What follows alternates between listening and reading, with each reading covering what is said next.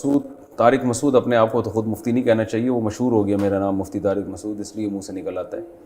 اور سینئر مفتی مفتی حسین خلیل خیل صاحب. پہلا سوال ہے جی، اگر کسی فرض نماز کی دوسری رکعت میں غلطی سے وہی صورت شروع کر دی جو پہلی رکعت میں پڑھی تھی تو کیا اب اس کو جاری رکھیں یا دوسری صورت پڑھیں؟ شہاب اظہار امریکہ سے.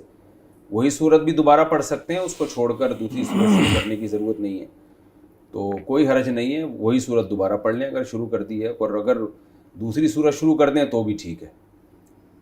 فرائض میں ایسا کرنا نامناسب ہے، مکروہ تنزیہی ہے، تو ایسا کرنا نہیں چاہیے. بہرحال باقی نماز ہو جائے گی جیسے کہ مفتی صاحب نے فرمایا، اور نوافل میں تو بالکل اجازت ہے، کوئی حرج ہی نہیں ہے.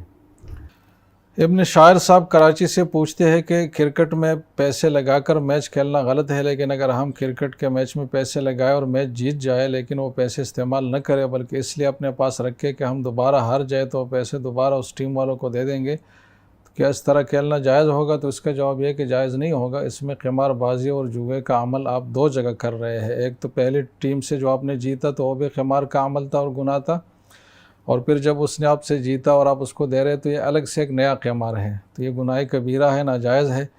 اور آگے آپ نے جو پوچھا ہے کہ اگر جائز نہیں ہے تو اس سے ملتا جلتا کوئی جائز حل بتا رہے، تو کرکٹ کوئی ایسی ضروری چیز نہیں ہے جس کے لیے بیٹھ کر ہم حل سوچیں کہ اس کا متبادل کیا ہو سکتا ہے.